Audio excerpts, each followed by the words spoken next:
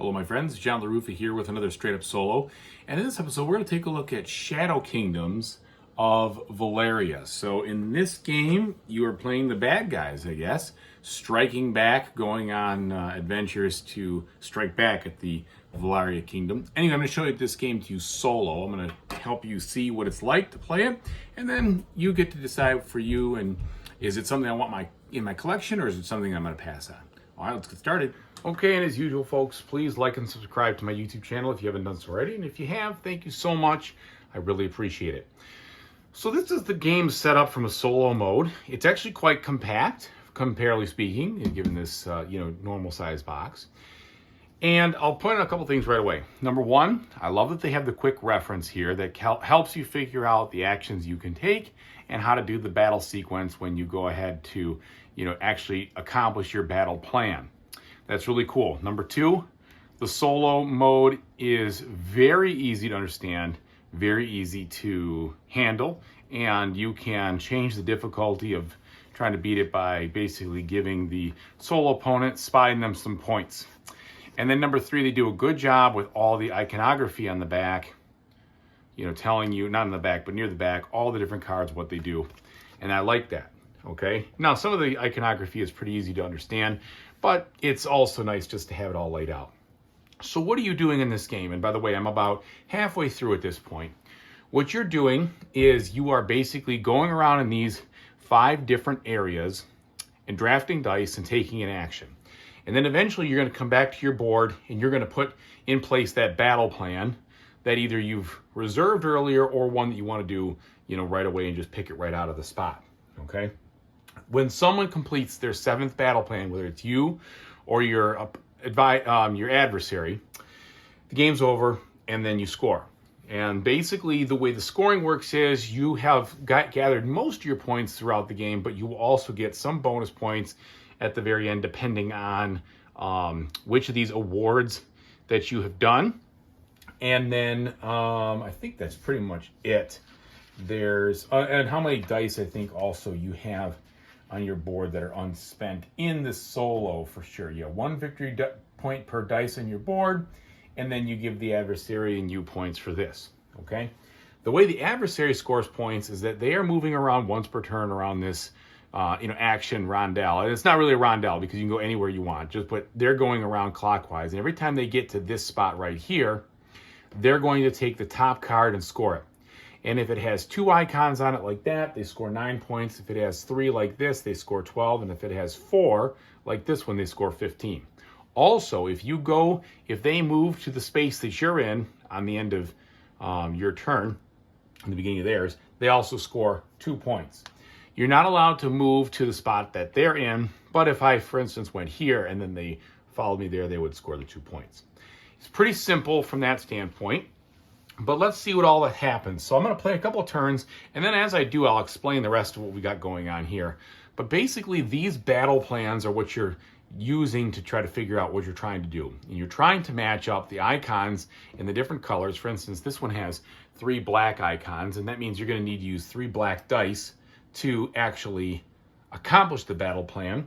And then depending on the number in the shields here will depend on how much strength you bring to the battle, limited by this little token right here. And this token is the influence, and you cannot go higher than this. So it's kind of like your limit. If you go higher, it's just lost. You don't get anything for it. But then you compare your results to this chart here, and you get anywhere from 1 all the way up to 21 points if you're getting higher than your battle track. So that is the main mechanism of scoring. Once you do that, in classic Euro fashion, you're going to unlock a bonus from your board by moving one of these tokens off of something and then unlocking it for the rest of the game. And then you're going to place that someplace in your campaign board, covering up a reward that will trigger potentially a chain effect if you cover something in between. So if I was to go here, I get 1 point for every red dice that I've contributed, and I believe it's thus far. It's not just that one battle plan, but I'll look that up.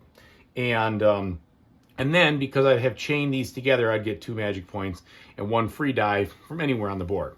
Once there's 3 or less dice on the actual board to take, you take all the dice off the board, shuffle them into the bag, and then put 2 on each area and redo it. Okay, So let's go ahead and see what we're doing. I've got one gray die because I was going to start to try to angle myself into this spot right here. And in order to get this, I have to move to this right here. Now, why would I want to get it first when the AI is not going to take it? Well, because if I reserve it in this spot here, I can spend one of my gold to increase my influence. So let me just do that right now. I'm going to take this spot. This die is a green die, which is not going to help me not mash this, but I've got ways to deal with it. It also contributes a strength of 2, and it'll give me a discount of 4 on this spot. So in essence, I'll be able to take this card for free because of my discount. I'm going to put it right here. Die goes over in this spot, and I'm limited to 3 at the beginning, but I could get up to 5 if I unlock those. And since I did that, I'm going to spend the 1 gold to bump my influence up 1 so I can keep this going because I want to get this as high as possible to score. So my turn's over there. I go ahead and slide these down. Then he moves here. He doesn't take a die. He doesn't do anything. Very simple from that standpoint. Now, I'd love to get a gem. Problem is there's no dice on the gem spot, so I'm not allowed to go there. There's also no dice over here, so I'm not allowed to go here again. So my choices are here and here. And if I go there, I know that he is going to get that 2 points. So do I really want to do that? Probably not. The other problem I've got, though, is that I've got this potpourri of colors. And so while I can turn one of these with my gem into a wild, I can't really turn both of them into a wild. So it's leaving me in a little bit of a quandary in the fact that I probably have to go here and take the 2-point hit. You know, I can't waste time forever because if he starts to outpace me, then I'm going to lose this game for sure. And he's already got me by a decent lead. He starts the little one. So I'm going to go here. And this gives me a discount of 3 for buying one of these champions. There's 3 types of champions. There's the instant effect ones, there's the ongoing game effect ones, and then there's the ones that help you at the end of the game get more points. They cost different amounts, but then there's a discount.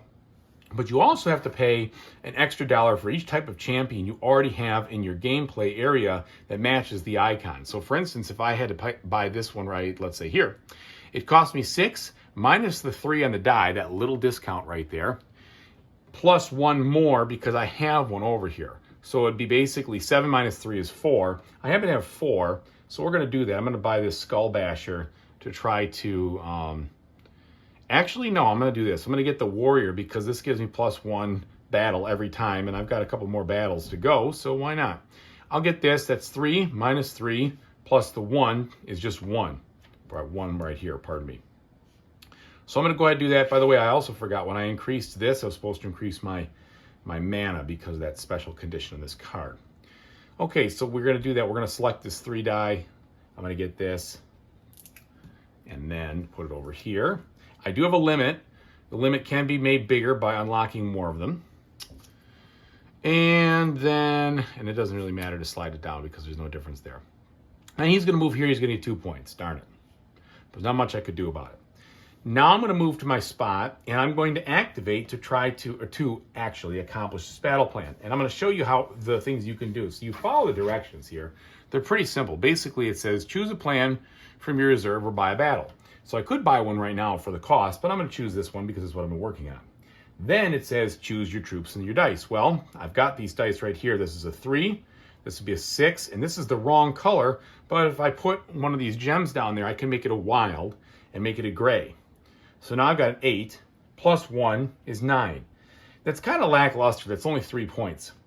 So what I can do is I can spend magic points to boost up these dice, as many magic points as I want, to kind of bring them up. So let's do that. 1, 2, we'll bring this to a 5.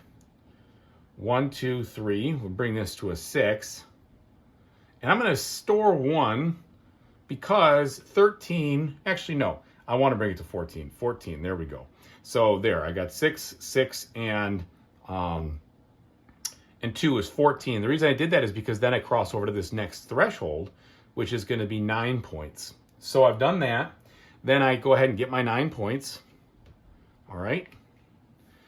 I take these dice, put them back in the bag. I take this gem, put it back over here. I'm going to go ahead and put this in my spot, so that's 4th now. And then I take one of these things off, and I'm going to put it on my board. Now, where would I want to put it? Well, I like the idea of chaining things, but I also am trying to get this right here, make a pattern where I have 2, 3, and 2. So in the case of that, I'm going to put it right here. And I'm going to use this to get a little more dice because I want some more effort there. Yeah, I'd like to have 4 dice because I haven't been able to do any of the 4 dice ones yet since I've been locked out. So I put it there. I have only 1 bow and arrow one, so that's going to be 2 extra points. But then I have this chain situation here, which gives me 2 immediate influence. And when I get influence, I also get magic because of that card. And then I get to take 1 die of my choice, whatever I want. Well, there's no use for greens. Greens are all full here, so I might as well take this die right here and get myself set up. And that is my turn. Return the troop dice. Yep. So that's my turn. Then he goes here. Now look, I only have 2 dice out there. So what I'm going to do is I'm going to collect these 2, put them in the bag, give it the old shake, and then start putting 2 more dice out randomly on each of these spots. Oops. And that's it. You can see the flow right there. I've demonstrated most of the game. The only thing I haven't done is demonstrated this spot right here. Well, this spot would give you gold. This one gives you 2 magic. Or if you can actually fulfill one of these conditions, you can place one of these unlocker spots on that spot and immediately gain the point value. All right, so let me tell you what I think of it. Okay, so Shadow Kingdoms of Valeria is a very easy game to play solo. You could definitely tell that you're just moving this thing around, and as it crosses in that space on the left side, it's going to start scoring points, and those points are going to eventually advance the game, so you have some time pressure in regards to what you're doing, to get that done. I think it's a lot of fun. There's a lot of combos to be done. There's, you're not doing dice rolling, you're drawing the dice out, so it's all dice drafting. There's manipulation effects in here that give you plenty of flexibility with the wilds and with the magic. You can also spend that gem to flip the die to the opposite side, making a 1 a 6 or a 2 a 5. You know how that goes. So there's a lot of fun stuff here. There's also different player boards. So each player board has a slightly different wild situation, but that's about it. I don't think there's too many more differences there. But there is a different campaign set up on those little campaign boards where you put the different spots or the little tokens. Those can be flipped, and there's a bunch of those, so that's more variability. Also, you have full variability about what cards come out, what dice come out, and what contracts or battle plans, come out. And so in that regard, this game has some of the fun Euro trappings that you get in a lot of different games, which is cool. It is not an overly complex game to play. I don't think it's a brain burner, but there are some difficult decisions to make based on which contracts am I trying to go for, what are the colored dice, how I'm going to do this. You're not locked out when you can't pick a die because you already have 3. You can pick a die, you just have to discard one that you picked. And so there is a little bit of an efficiency situation here you need to deal with, but you're not blocked, so you're not going to be stuck and penalized for that. You just kind of wasted maybe a little bit of time, depending on what you're doing. Ultimately, I think it's a good, fun, medium weight solo Euro game. Does it do anything completely novel? Nope, sure doesn't. So it's not going to be something that if you have a lot of these games in your collection, you're going to feel like you patched some kind of hole in it. But I do think it's very enjoyable, and for those who are looking for a more casual experience to play, that can play relatively quickly, well under an hour for sure. The setup isn't too bad either. You definitely get this done in 45 minutes solo, or maybe even faster once you get used to it. And this is a good game for you.